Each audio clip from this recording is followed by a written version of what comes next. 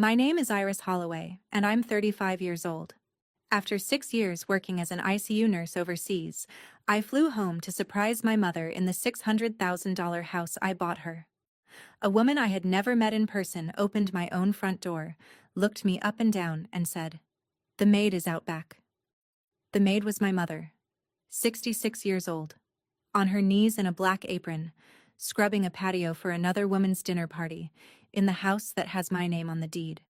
My brother and his wife had been living there for 14 months. What I found inside that house was worse than what I found in the backyard. And what I did about it, by 9 o'clock that same night, is the reason my brother's wife still tells people I destroyed this family. Every lock, every emergency contact, every line of my will. Stay with me, because here's what none of them knew. The deed was in my backpack, and I had an appointment at 3. Welcome back to Calm Drama Stories, where quiet women finally stop being quiet, and family learns the hard way that patience has a limit. If stories about standing up for the people who raised you speak to you, drop a comment below and be sure to subscribe, so you never miss what happens when the calm one is the one holding the deed. To explain that doorstep, I have to go back 8 years, to a kitchen table covered in envelopes. My father, Roy Holloway, died of a heart attack on a Tuesday in October. He was a good man with a bad heart and worse insurance.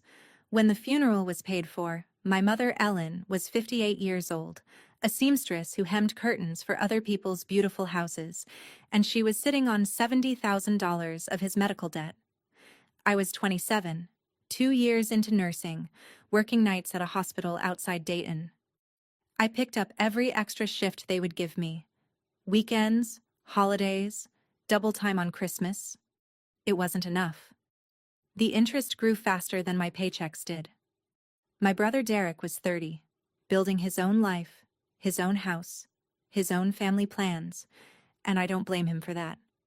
Somebody had to stay standing, but somebody also had to jump. When I was 29, a recruiter called about an ICU contract in Abu Dhabi. Almost 3 times my Dayton paycheck, tax-free, housing included. I remember reading the offer twice and thinking, this is either abandonment or rescue, and I won't know which for years. My mother drove me to the Dayton airport herself. She pressed a tin of oatmeal cookies into my hands at security like I was 9 and going to camp. "Don't stay away too long, honey," she said. I promised her 2 years, 2 years to kill the debt, then home. Nurses run toward the thing everyone else runs from. Turns out that works on debt too. So I ran toward it. I flew 20 hours away from the only person who never asked me for anything, so I could take care of her. 6 years. I told her it would be 2. Remember that math, because my brother certainly never did. People hear nurse overseas and picture palm trees. Here is what it actually looked like. 12-hour shifts in a unit where nobody spoke my language except the monitors. Christmas mornings spent charting vitals while my family opened presents on a screen. My Aunt Carol's funeral, watched on a phone propped against a break room coffee machine. My engagement, ended politely in year 2 by a good man who said he couldn't marry a time zone. I paid off the last of Dad's $70,000 in year 3. I stood in a hospital stairwell with the confirmation on my phone and cried for exactly 1 flight of stairs, then went back to work. And then I did something that made all of it make sense. I opened a savings account and named it Roses. My mother has wanted a rose garden her whole life. Her parents cleaned schools for a living. She grew up scrubbing other people's floors, then sewed curtains for other people's windows for 40 years, and every house she ever loved belonged to someone else. When we were kids, she'd slow the car down past the pretty craftsman houses on the north side and say, "Someday, a yard with good sun." She never once asked for it out loud. That was the whole point of her. So every month, after rent and remittances, money went into Roses. Year 4, the account crossed $200,000, and I started calling realtors back home on my nights off. Some daughters send flowers on Sunday. I was saving up to send the whole garden. Every Sunday we talked, and every Sunday she asked if I was eating enough, and I looked at that account balance and kept my mouth shut. It was the best secret I ever kept. it was also the last year my secrets were the good kind. 2 years ago, I bought my mother a house. A 2-story Craftsman on Maplewood Court in Beaver Creek, Ohio. $600,000. Big kitchen, deep porch, and a backyard with good sun, the kind she used to slow the car down for. I put $210,000 down, everything in roses plus a little more, and took the mortgage in my name, auto-paid from my account overseas. I closed on it over a video call at 2 in the morning, Gulf time, signing papers while the desert was still dark. Our family lawyer in Dayton, Tom Berrigan, handled it. He's 60, careful, the kind of man who reads every line twice. He gave me one piece of advice I didn't fully appreciate at the time. "Keep the title in your name for now," he said. "Scammers target widows who suddenly own property. And frankly, Iris, keep it protected from anybody's creditors. Anybody's." I remember there was half a beat of silence on the line, because we both knew my brother's business troubles had started, and neither of us said his name. The plan was simple. On my next long trip home, we'd sign a trust giving Mom the house for life. Airtight. Forever. Until then, my name stayed on the deed and I told almost no one. Mom told people her daughter helped with the down payment, because she didn't want Derek to feel small. I let her say it. That little kindness of hers will matter later, so hold on to it. The day she got the keys, she stood on that porch and cried into the collar of her coat. And then she planted roses before she unpacked a single box. She called it the house that Iris built. My father used to say, "Take care of your mother." Not with words. I thought I finally had. I had no idea the hard part hadn't even started. Now I need to tell you about my brother, and I'm going to try to be fair, because for most of my life, Derek was worth being fair to. 38 years old. Construction manager. 15 years in. The guy who could read a blueprint upside down and shake every hand on a job site. He had a house, a truck, and a wife, named Melissa, he married at the courthouse 3 years ago, while I was mid-contract and couldn't fly back. I'd only ever seen her once, on a blurry video call where she waved from the edge of the frame and never quite sat down. Melissa grew up hard. Renters. Always. When she was 12, a landlord put her family's furniture on the curb, and her classmates walked past her mother's mattress on the way home from school. She told Derek she would never rent again. I understand that scar. I just didn't know yet what she'd be willing to do to keep it covered. 18 months ago, Derek's company went under. No warning, no severance, gone. 2 months later, the bank took his house. He called me exactly once during all of it, not to ask for help, to refuse it. I offered him a loan, quietly, no interest, no deadline, family terms. He let the silence go long, and then he said the sentence I've been hearing in my head ever since. "You write checks, Iris. I show up. That's the difference between us." Then he laughed like it was a joke, and neither of us believed him. He would rather drown than take a rope from his little sister, because taking the rope meant admitting he was in the water. Pride is expensive.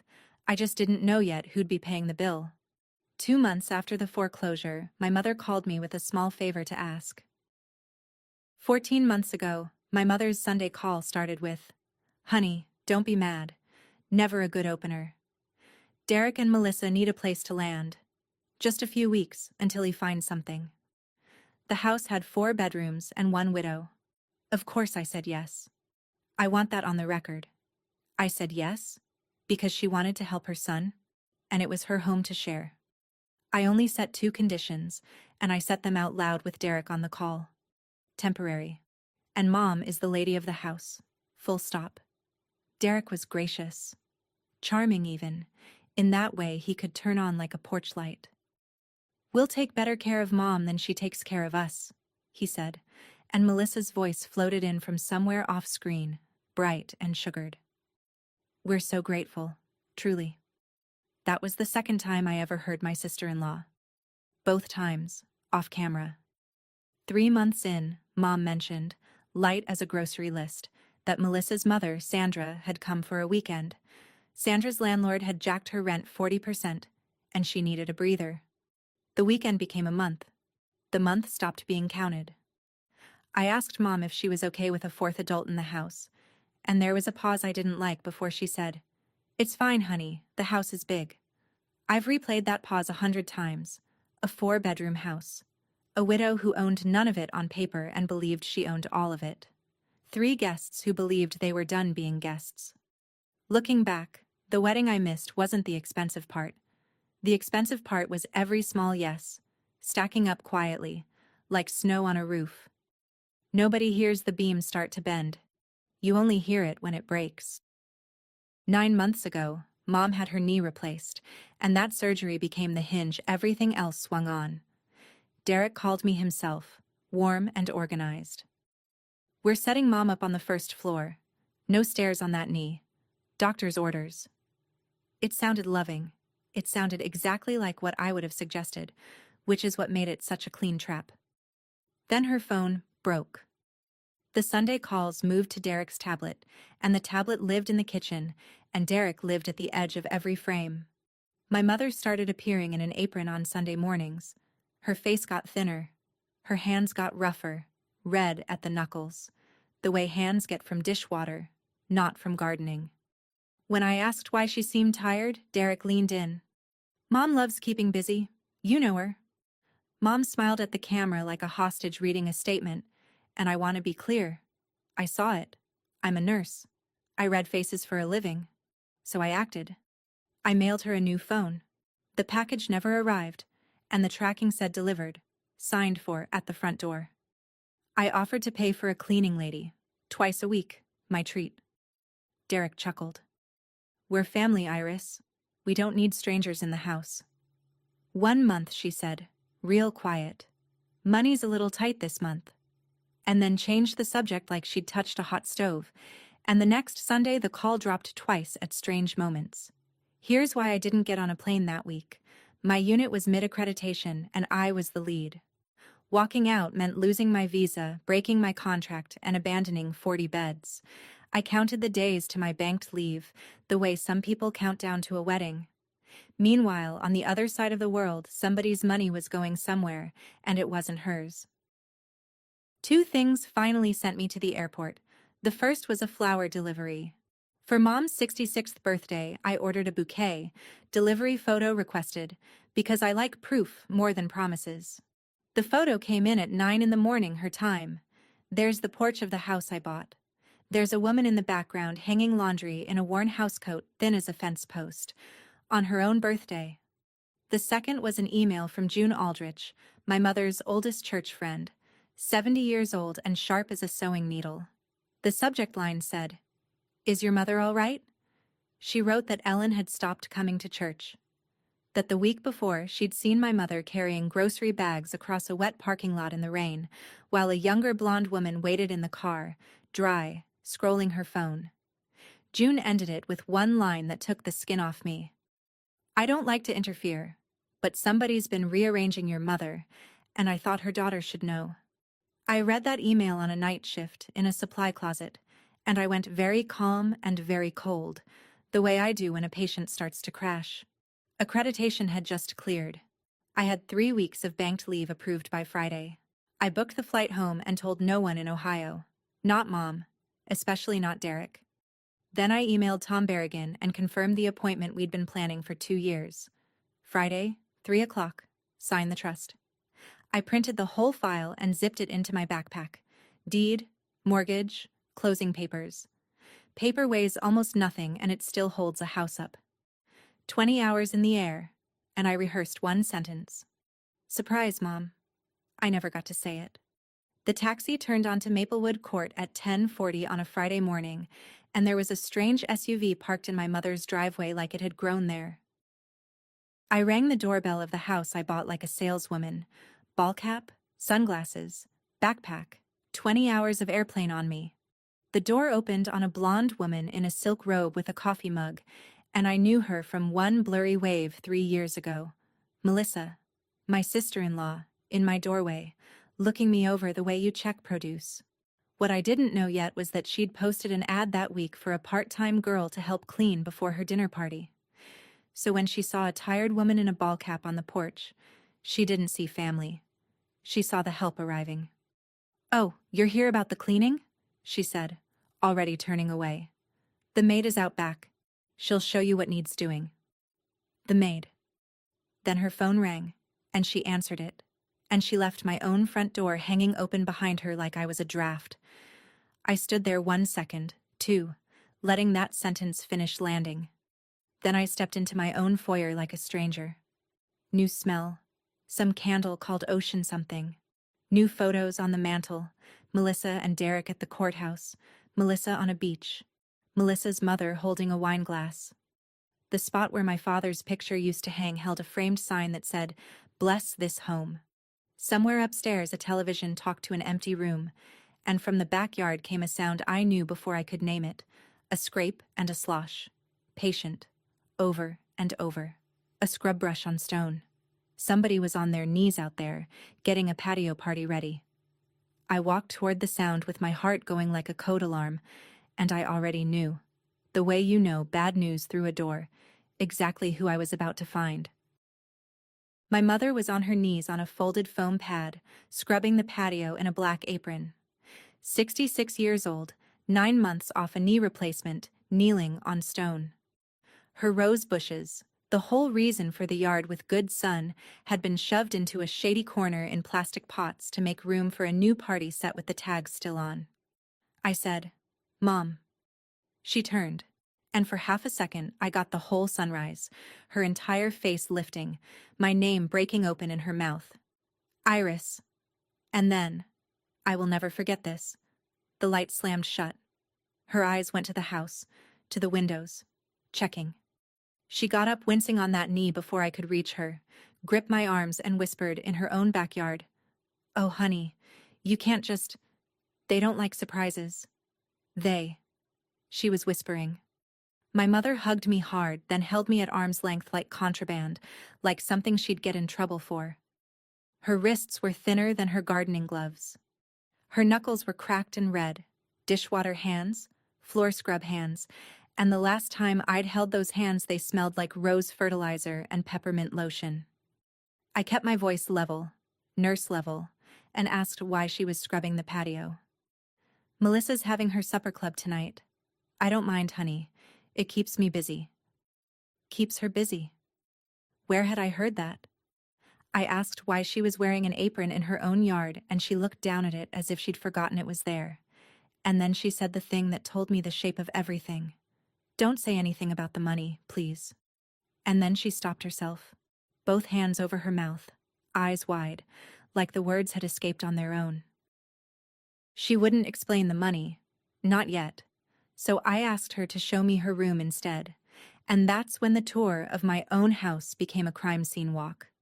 She led me in through the kitchen door, past a counter crowded with party trays, to the sunroom off the laundry. A folding bed. A card table with her pills lined up in a plastic organizer. Cardboard boxes labeled Ellen in somebody else's handwriting, stacked 3 high, still packed after 9 months. Her wedding photo with Dad sat on the windowsill next to a bottle of dish soap. The washer and dryer shared a wall with her pillow. That was her room. Upstairs, she told me, plain as a bus schedule, Derek and Melissa had the master bedroom. Because of my knee, honey, the stairs. Sandra had Mom's old bedroom, the one with the good morning light. The 3rd bedroom was Melissa's craft room now. The rose wallpaper Mom picked out the week she got the keys, the paper she'd waited 60 years to choose for a room of her own, had been stripped. "Melissa says florals date a house," Mom said, and there wasn't 1 ounce of anger in it, which is the part that scared me. Anger has a bottom. Acceptance doesn't. On the refrigerator, held by a magnet from a pizza chain, was a laminated sheet titled House Schedule. Ellen. Laundry, Monday, Thursday. Ellen. Bathrooms, Tuesday. Ellen. Dinner, daily, 6 o'clock. Little boxes, little check marks, Melissa's rounded handwriting. My mother had a chore chart in the house I bought her, laminated, so it would last. I was still staring at it when the garage door rumbled under the floor and Mom's hand closed on my sleeve. "That's Derek. Honey, please. Be nice." My brother came through the garage door with grocery bags and froze for half a breath, and I watched him choose a face. He chose, delighted. The hero returns. Big arms, big hug, big laugh, the porch light charm switched all the way on. Why didn't you call? Mel, look who's here. Melissa appeared in the doorway, and I watched her rewind the morning in her head, the porch, the ball cap, the sentence. To her credit, she didn't flinch. She recalibrated. You should have called, I'd have made up the guest room, she said, sugar all the way through. What guest room? The house was full. From the living room, a voice like a bell being rung at staff. Ellen? Iced tea. Lemon this time. That was my introduction to Sandra Voss, 58, installed in my mother's bedroom, summoning my mother by first name like a bell. And my mother moved. 9 months of training in her knees. She just moved. I put my hand on her shoulder and got the picture myself, and Sandra looked at me the way you look at an appliance doing something unexpected. I kept my voice pleasant and asked Derek why our mother was sleeping next to the washing machine. His hand landed warm on my shoulder. Stairs are bad for her knee. You'd know that if you'd been here. But you were never here, Iris. He said it kindly. That's what made it obscene. Melissa slid in behind him. We keep Mom on a little routine. Seniors thrive on routine, I read that. I smiled and I nodded, and inside I went quiet as a prepped OR. In the ICU, you don't yell at the infection. You chart it. So I started charting. Lunch told me everything I still needed to know. Melissa set 4 plates at the table and a 5th on a tray. Mom likes eating in her room, she explained to me about my mother, standing right there. I pulled out the chair beside mine and said, Sit with me, Mom. You'd think I'd pulled a fire alarm. 3 seconds of total stillness, Sandra's fork frozen midair, and then my mother sat, hands in her lap like a girl called to the principal's office. Melissa's smile thinned to wire. We have a system here, Iris. Everyone in this house earns their keep. Mom understands that. Earns her keep. In the house her daughter bought her. Sandra dabbed her mouth. It's called contributing, dear. Our generation understands that. Her generation. She's 8 years younger than my mother, and the only thing I ever saw her contribute was ice requests. Derek talked through all of it, loud and sunny, filling the room with plans. The yard was getting a fire pit. The porch needed composite decking. And down the line, who knows, he said, waving his fork at the walls. We fix it up right. Maybe sell. Get something with acreage. Sell. He said sell, easy as passing the salt, about a house that wasn't his, while our mother kept her eyes on her plate and I did the arithmetic of 14 months of quiet in her shoulders. Nobody at that table knew what was zipped inside the backpack hanging off my chair. I stood up, kissed the top of my mother's head, and said I needed to run to the bank after the long flight. It was even true. Melissa waved. Derek said, take the truck. I took the rental, and I took the mail I'd seen on the counter too. Before I tell you what I found in my mother's nightstand, tell me something in the comments. If you walked into the house you paid for and heard your own mother called the maid, could you have stayed quiet until 9 o'clock? Because staying quiet was the hardest thing I have ever done. If you're still with me, hit subscribe. You'll want to hear what the deed in my backpack was about to do. About that mail. While we cleared lunch, I'd seen a stack of opened envelopes on the counter, and the top one had my mother's name showing through the plastic window. Opened. Not by her, because she flinched when I touched it. It was a store card statement. Ellen Holloway. $3,900 of balance. I read the charges twice. A boutique in the green, a day spa, 2 restaurant tabs the size of car payments, a salon. My mother hasn't sat in a salon chair since my father's funeral, and she'd sooner tithe double than pay $40 for a lunch. The signature line on the receipts wasn't even a good forgery of her hand. In the kitchen, with the water running loud on purpose, Mom finally gave me the shape of the money in a whisper. Melissa had borrowed the card for convenience, and every month my mother handed Derek $600 in cash from her Social Security. He called it grocery money. He collected it, her word, collected, on the 3rd of the month, the day after her check landed. 14 months. I did the multiplication standing at the sink, the same way I do drug doses, fast and cold. 8,400 in grocery money, 3,900 on the card, $12,300 out of a widow whose check is $1,860 a month. Don't say anything, Mom whispered. He gets loud about money. Please. I dried my hands, folded the statement into my jacket, and said, "We're going to the bank. You're coming with me. Right now." From the living room, Melissa's voice sailed in. "Ellen? The patio isn't finished." And for the first time in 14 months, my mother didn't answer to her name. She went and got her coat. While Mom hunted for her good shoes in that sunroom, I picked her Bible up off the folding bed where it had slipped, and an envelope slid out of Psalms into my hand. I shouldn't have looked. I'm glad every day that I looked. It was an application to Golden Pines Senior Apartments, filled out in my mother's careful seamstress cursive. Behind it, a letter confirming her spot on the waiting list, dated 3 weeks ago. Behind that, a receipt for a $75 deposit to hold her place, and I knew without asking that she had saved it in ones and fives out of what was left of her check, because who counts out $75 any other way when somebody is collecting the rest? My mother was planning to move out. Quietly. The way she does everything. Out of the house her daughter bought her. Out of the yard with good sun, to a waiting list, so she wouldn't be a burden to one single person who was already living off her. She caught me holding it. She didn't grab for it. She just straightened up with that seamstress dignity and said, "It's a nice place, honey. They let you keep 2 flower pots." 2 flower pots. I bought that woman a 1/4 acre of good sun, and the people upstairs had shrunk her world down to 2 flower pots by a strange window. I folded that application and put it in the inside pocket of my jacket, flat against my sternum, and I kept my face nurse flat because she needed me level more than I needed to feel things. "Nobody is going anywhere, Mom," I said, "except the people upstairs." She looked at me the way she used to look at storm clouds from the porch, half hope, half fear. Then she put on her coat. In the rental car, with the doors shut and nobody's name on a schedule, my mother talked the whole drive and half the parking lot, and I just drove and let her. "It started kind," she said. "It really did. Derek fixed the gutters. Melissa cooked. Then the knee surgery, and the move downstairs that was doctor's orders. And somehow her furniture never came back down with her, just boxes. Then the schedule showed up on the fridge, laminated. Just to keep things fair.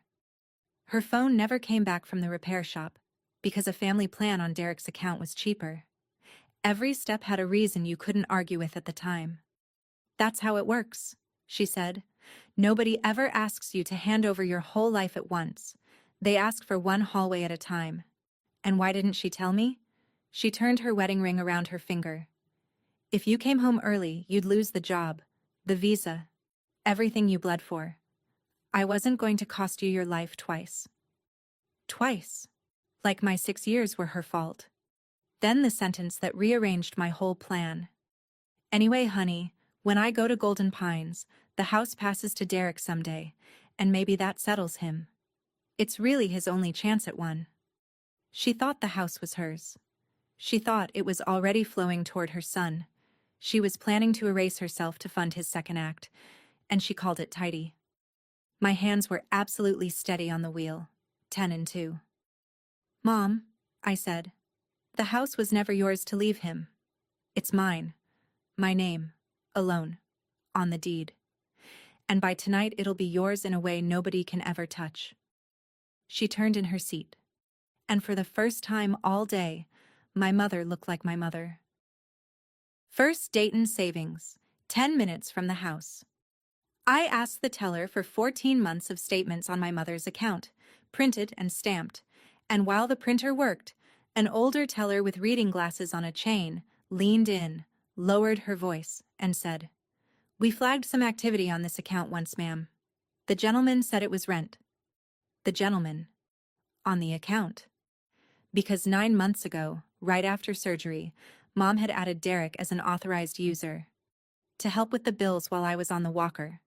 She'd tried to undo it back in the spring, she told me, standing right at this counter, but removing him required both parties present, and Derek stayed busy for 3 straight months of Saturdays. Busy. The statements came off the printer warm, and there it was in black and white. The ugliest rhythm I've ever read. Social Security lands on the 2nd. 600 cash out on the 3rd. 14 times, like a metronome. Plus the odd 100 here, 60 there, gas stations, a sporting goods store. My mother pays for the privilege of scrubbing the patio. We fixed what could be fixed on the spot. New account, her name and mine, new passwords, her Social Security redirected into it starting next cycle. The old account, frozen for review, with the branch manager's card stapled to a dispute form about the card charges. I didn't raise my voice once. Paper doesn't need volume. Mom signed everything with that careful cursive, a little taller with each signature, and as we stood up, her phone buzzed on the counter. The cheap spare Derek had finally granted her on his family plan. A text from Melissa. Party at 6. Guests at 6:30 sharp. Wear the black apron. Mom read that text in the bank parking lot, and her thumb hovered over the reply. 14 months of yes ma'am loaded up in one thumb. I took the phone, gently, and read it again. Party at 6. Guests at 6:30. Wear the black apron. And something in me went very still and very clear, because do you see what Melissa had just done? She had rented a stage. She'd invited an audience, 6 women from the neighborhood and the church, into my house, tonight, to watch her play Lady of the Manor with my mother as the staff. Every witness I could ever want, hand-delivered, with place cards. She rented the stage. I decided to change the play. But I've spent 6 years asking patients for consent before I so much as move a pillow, and I wasn't going to steamroll my mother the way they had. So I asked her, straight, in the car. If I end this tonight, in front of people, papers on the table, can you stand next to me while I do it? She was quiet for a block and a half. Then she looked at her hands, those cracked knuckles, and she said, I've been embarrassed for 14 months, honey. One more night won't kill me, but it might just cure me. That's my mother. 40 years of hemming other people's curtains, and she can still cut fabric with one sentence. I checked the dashboard clock. 2:41. Lawyer at 3. Locksmith on standby for 7:30. I'd booked him from the bank lobby like a normal errand. Guests at 6:30. I had one afternoon to take my house back, and for the first time since that doorbell, I felt like I was on shift. Calm. Gloved. On time. Tom Berrigan's office smells like old paper and lemon polish, and it is my favorite smell in Ohio. 3 o'clock. The appointment I'd made from the other side of the world, back when this trip was supposed to be a happy surprise. The deed came out of my backpack a little creased from 20 hours of flying, and Tom flattened it with one hand like he was calming a nervous animal. Then we went to work, and by 4 o'clock, 4 signatures at a time, we had rebuilt the ground under my mother's feet. First, the trust. 2 years in the drafting, the house into it, with Ellen Holloway holding the right to live there for the rest of her life. Untouchable. Not by creditors, not by charm, not by anybody's second marriage, and I said, not even by me, and made Tom write it that way. Second, my will.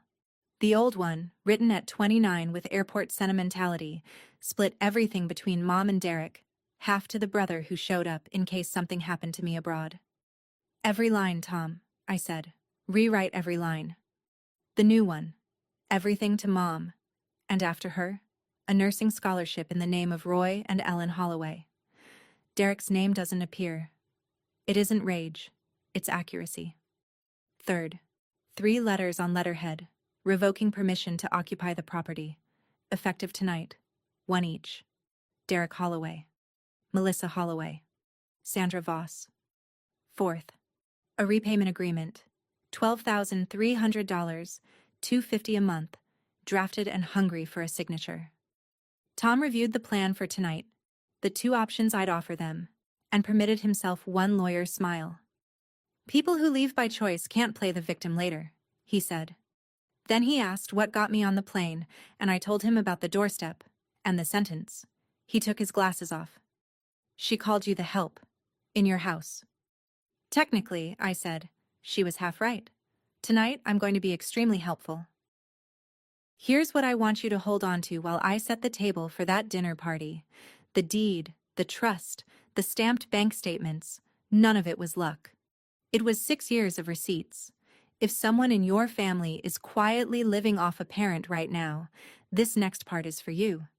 Comment the deed if you're staying with me till 9 o'clock, and subscribe because the doorbell is about to ring. 4:15. From the car outside Tom's office with Mom sipping the first coffee anybody had bought her in over a year, I worked down a list like a discharge checklist, her clinic first. The emergency contact on file, Derek Holloway, son. Changed to Iris Holloway, daughter, with my number read back twice. Then the hospital system, then the new bank accounts alerts, all routed to us. And then the clinic receptionist said something that put frost on my spine even through the phone. Do you also want to update the healthcare proxy form from last fall? Last fall. 9 months ago, somebody had updated my mother's medical decision forms right after her knee surgery. Mom frowned into her coffee, trying to find the memory. Derek brought papers to the recovery room, insurance things. I was still floaty. She signed a proxy on painkillers, in a hospital bed, because her son put a pen in her hand. The clinic flagged it, voided it at our request, noted the file, and my mother executed a fresh one back upstairs in Tom's office before we left downtown, with a notary and, more importantly, with her eyes open. In the car she got quiet and then she defended him, because that's the tax mothers pay forever. He wasn't always like this, Iris. He used to carry my groceries when he was 9. I know, Mom. And Mom, I said, I'm not punishing the boy who carried the groceries. I'm stopping the man who took your bedroom. She looked out the window a while. Then she nodded. Once, like a stitch pulled tight.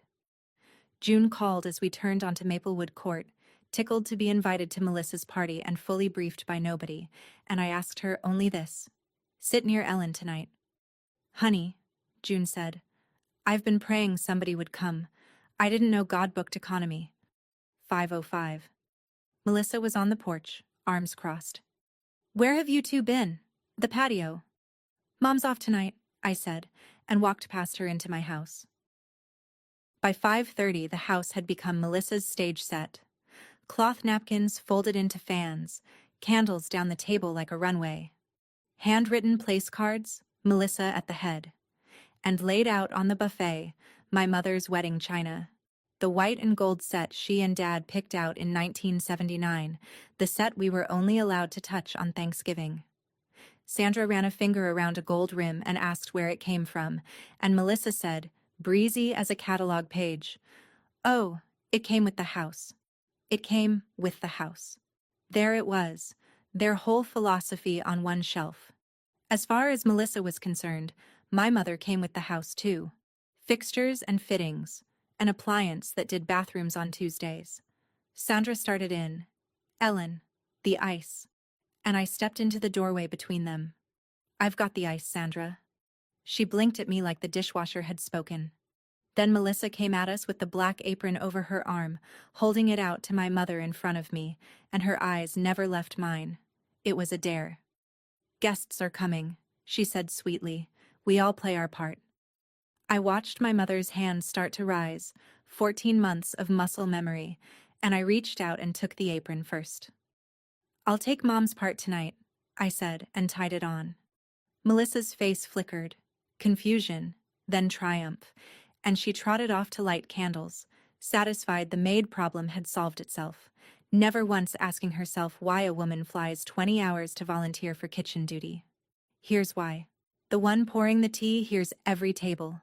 The help is invisible, and invisible is the best seat in the house. My mother caught my eye across the kitchen island, worried, and I gave her the smallest nod. 6:28, headlights swept the window. 6:30 sharp, the doorbell rang, and June Aldrich came in with a lemon cake and a wink so fast nobody else could have caught it. 6 guests, all women. 2 from Mom's church, 3 from the cul-de-sac, and June. Melissa gave the tour with a realtor's sweep of the arm. We bought at the right time. 600,000. And honestly, Derek has such plans for the backyard. We're doing a fire pit where those old rose bushes are. Those old rose bushes? One of the church ladies asked after. The sweet woman who waters the roses, I always see her out front. And Melissa laughed a laugh she'd clearly rehearsed. Derek's mom stays with us. She likes to help. It keeps her young. She's practically family staff. A beat, a giggle. I mean, practically family. Two guests laughed politely. June did not laugh. June set down her tea and looked at Melissa the way you look at a stain on good linen. Sandra, deep into the wine, went further. We took Ellen in, you know, she confided to the table, actually patting my mother's chair. Family looks after family, that's just how we were raised. Took her in Ellen's own dining room, on Ellen's own wedding china. I poured iced tea down the line and said nothing, counting like I count respirations, steady, clinical. In 6 years abroad, I learned you can carry a full tray with shaking hands if you breathe through your teeth. Derek, though. Derek kept glancing at me. Liars have smoke detectors in their skulls, and mine was pinging his all night, the sister in the apron who'd hardly said a thing since sunset. He finally cornered me in the hallway by the coat closet, voice low.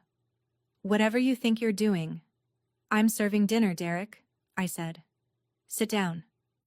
And here's a thing I will remember on my deathbed. He searched my face, found something new there, and he went and sat down. The body knows a shift change before the brain does. Main course went out at 7:15. The locksmith texted me at 7:30. Here, parked 2 houses down, on schedule. With the plates cleared and the wine open, Derek stood up and dinged his glass with a knife, and I knew exactly what was coming, because humiliating me had always been the warm-up act to his best moods. To family, he announced, gathering the table with his eyes. You know, real family shows up. Some people chase money on the other side of the world and mail a check at Christmas. A pause for the little laugh, and he got it, from Melissa and Sandra anyway. But the ones who stay, the ones under this roof, they're what a home actually is. To this house, and the people who keep it. Here, here, said Sandra, glass high. Melissa raised hers and looked straight at me, standing by the buffet with the tea pitcher, and smiled her wire smile. You can toast too, hun. Then the kitchen. The dessert won't plate itself. One of the cul-de-sac women leaned toward her neighbor, not quietly enough. Isn't that Derek's sister? Melissa answered for the whole room. The one who works abroad. She's shy. And that's when my mother put her fork down. Ellen Holloway, 66, pushed back her chair and stood up at that table, knee and all, hands trembling, chin not trembling, and said, louder than I'd heard her speak in years, her name is Iris, and this... Mom. Derek's voice came down like a gavel. Sit. The table went dead.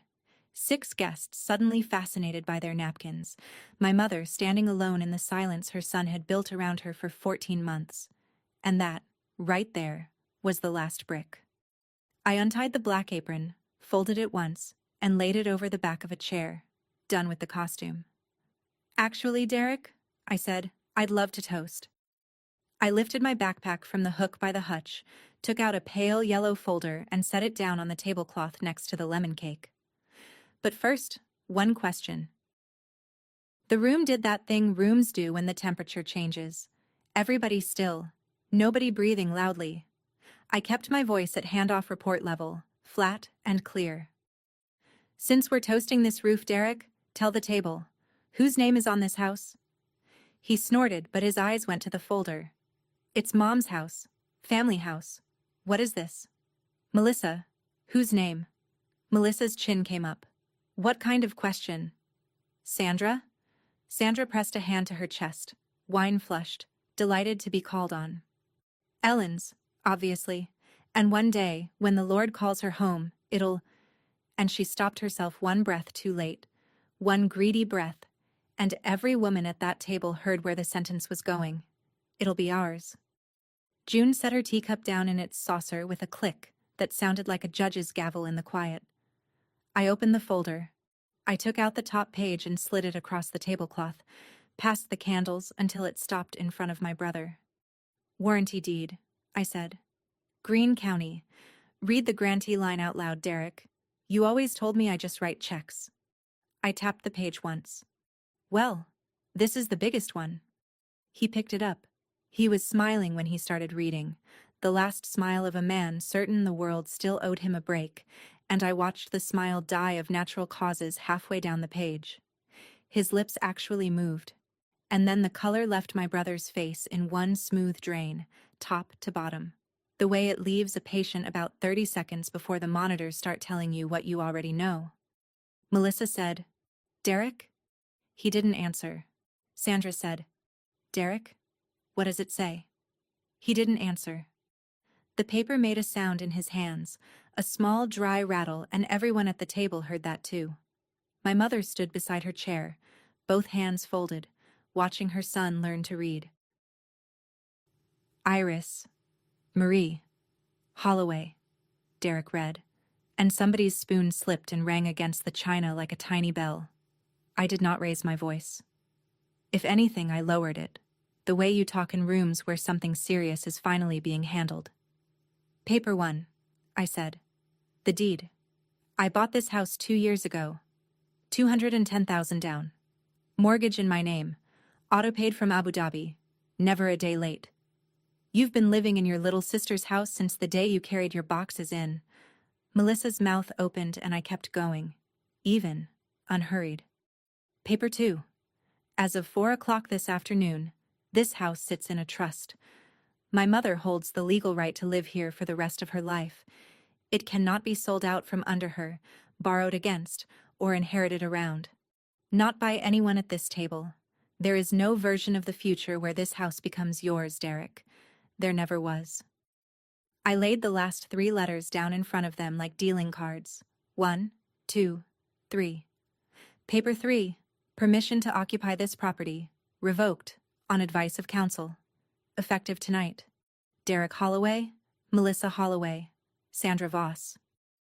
Melissa came out of her chair so fast it barked against the floor.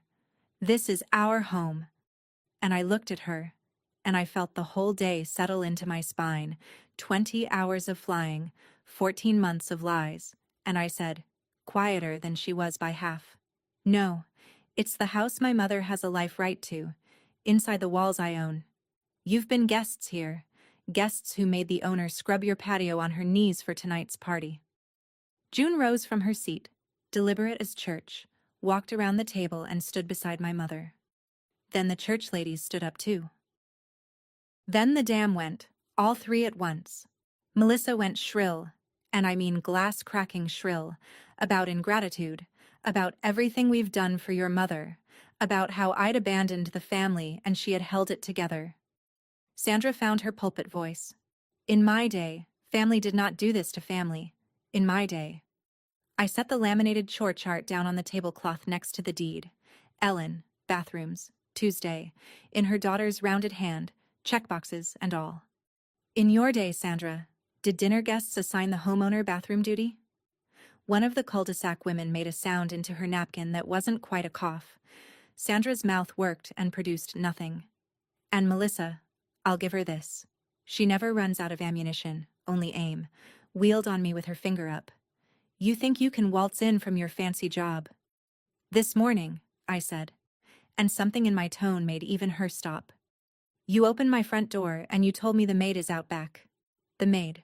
Melissa. That was our mother. The whole table heard it land. Both church ladies were already moving, flanking my mother like an honor guard, one with an arm around her waist. And Derek came up out of his chair roaring, the last animal in the flood. You were never here. And slammed his palm on the table hard enough to jump the candles, wine trembling in 6 glasses, everyone flinching except me, and, I noticed, my mother. I waited for the wine to go still. I'm here now. That's all I gave him. He stood there with his hand flat on the table he didn't own, in the house he didn't own, breathing hard, and Melissa grabbed his arm and hissed, "Do something." And my brother looked around the room and discovered there was no audience left to perform for. I took out the last set of papers, the bank statements with the branch stamp still shiny, and set them beside the chore chart. Social Security lands on the 2nd, I said. 600 in cash leaves on the 3rd. 14 months in a row. Plus, 3,900 charged to her store card in a signature that isn't hers. $12,300 out of a 66-year-old widow's $1,860 a month. Ohio has a name for that, and a felony statute to go with it. So here is your one choice, not two. Option A, you're out of this house by 9 tonight, you sign this repayment agreement, $250 a month, and you collect the rest of your things by appointment. Option B, Monday morning I'm at the Beaver Creek Police Department with these statements, an eviction filing, and a civil suit, and 6 witnesses who heard every word said in this dining room tonight. I turned to Melissa, and I made myself say the next part gently, because it was true. You know what an eviction feels like, Melissa. You told Derek about the furniture on the curb when you were 12. I'm offering you the thing that landlord never offered your mother. A way out with your dignity, tonight. Take it. Her face did something complicated and furious, and she looked away first. And then my brother folded into his chair and put his hands over his face, and for a moment he was just Derek, and his voice came out cracked. I lost the job, Iris. Then the house. I couldn't be the man who lost everything twice, running this place. It was the only thing that still looked like winning. My mother's hand lifted toward him, mother to the bone, and he slapped it away without even looking and jabbed a finger at his wife. This is her fault. The apron, the schedule, all of it. Her idea. Melissa spun on him. My idea? Who told me his mother liked being useful? And there they were, the ones who stay, feeding on each other in front of the neighbors while my mother lowered her unheld hand. The guests left the way people leave a graveside, quiet, pressing my mother's hand on the way out. All but June, who marched into the kitchen and put the kettle on like she was garrisoning the place. Upstairs, drawers slammed and zippers screamed, and Melissa's voice came through the floor in one long sawtooth hiss. Sandra tried negotiating on the staircase, clutching the banister like a courtroom rail. Surely I can keep my room a week. I'm not part of whatever this... Your daughter's cousin has a couch, Sandra. You have until 9. Derek signed the repayment agreement at the kitchen table, my father's old oak table, hunched over it while June's kettle ticked. He signed with a pen from his dead company, the logo half worn off under his thumb. I noticed, and I let it alone. Some things collect their own debts. At 7:30 on the dot, the locksmith had arrived. Quiet man, drill like a dentist's. And now he moved from door to door while suitcase wheels growled down the driveway behind him, and I stood in the hall listening to the two sounds braid together, new locks going in, old tenants going out. If satisfaction has a soundtrack, it's that. 8:52. Melissa came down last, dragging the big suitcase, hair undone, robe swapped for street clothes, and she stopped at the console table and threw the house keys down hard enough to scratch the wood. She got her face close to mine. You'll die alone in this house. I held the door open for her. No. My mother almost did. Drive safe. And I closed the door behind her, softly, with the click of a woman who has nothing left to slam about. 8:57, the SUV's headlights raked the curtains once and slid away down Maplewood Court for good. At 9 o'clock exactly, the locksmith put 2 sets of new keys in my hand, one for my mother, one for me, and the new deadbolt turned over with a deep, oiled click, the most peaceful sound I'd heard in 6 years. I ran the checklist out loud because nurses close out a shift properly. Locks. Every door. Done. Emergency contacts. Her clinic, her hospital, her bank. Changed that afternoon. Derek's name gone from every file. The will and the trust. My phone buzzed as if on cue. A text from Tom Berrigan. Executed. Every line. TB. Then June and I carried my mother's things up the stairs she'd been banished from for 9 months, and we put her back where she belonged. Her wedding photo with Dad went on the dresser in the master bedroom. Her Bible went on the nightstand, the envelope gone from Psalms. Her clothes came out of cardboard and onto hangers, and June hung them by color because, she said, Ellen deserved a closet that looked like a garden. My mother stood in the middle of that big room, in the house her daughter bought her, and turned in a slow circle like a woman checking whether a dream had corners. Then she sat down on the edge of the bed and smoothed the quilt flat with both cracked hands. So careful, like she was afraid of wrinkling somebody else's things, and then she remembered they were hers. And that's when she finally came apart. The good kind. The kind of crying a body does when it's allowed to stop apologizing. "What do I do with this whole room, Iris?" she asked me, laughing and leaking at the same time. "Sleep in, Mom. That's the whole job now." On my way down, I found the black apron where Melissa had left it, folded it, and dropped it in the box of her forgotten things on the porch. It was never my mother's uniform. It was their flag, and they could keep it. Then Mom and June and I drank tea at my father's oak table, in the quietest kitchen in Ohio. 3 weeks later, here's where everything landed. Derek and Melissa are on her cousin's couch across town. He took a night shift at a distribution warehouse, and the first $250 hit my mother's new account on the 1st of the month, on time. I don't need his apology. I need his autopay. Sandra rents a room near her other daughter, who I'm told keeps a chore chart. Melissa's supper club never met again, though the same 6 women now visit my mother on Sunday afternoons, through the front door, carrying cake, and June sits at her right hand like a duchess. Mom is back in the 3rd pew at church. Her rose bushes came out of the shady corner and went into the middle of the yard, the sunniest spot, where the fire pit was going to be, and they've already thrown new canes. The Golden Pines application came out of my jacket pocket on my last morning home. I offered it to her. Her choice. Always her choice now. She tore it in half and dropped it in the compost bucket. "Compost," she said. "It should at least feed the roses." I signed a new contract before I flew out. A rotation this time. 8 weeks on, 4 weeks home, and my 4 weeks belong to a bedroom upstairs with rose wallpaper going back on the walls, because florals date a house, and so do widows, and I intend for both to date it for a very long time. Derek texted me once, near the end of my leave. "Can we talk?" I looked at it for a while, standing in the yard with the hose in my hand. He's my brother. He carried her groceries when he was 9.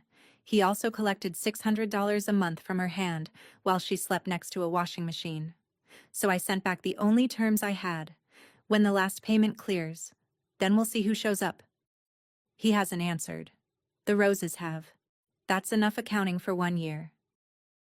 My father used to say, "Take care of your mother, not with words." And it took me 6 years overseas and 1 dinner party at home to finally learn the whole meaning. You take care of her, not with words, and not even with money, but with your name on the right papers, your feet in the right doorway, and your voice, calm and unshaking, on the one night it counts. That's my story. 1 flight home, 1 folder of paper, and a mother asleep in the master bedroom she deserves. If this reminded you to check whose name is on a deed, or who's listed as your parent's emergency contact, do it this week. If you've watched Family Mistake Kindness for Weakness, share this video with someone who needs it. Drop a comment, hit subscribe, and I'll see you in the next one.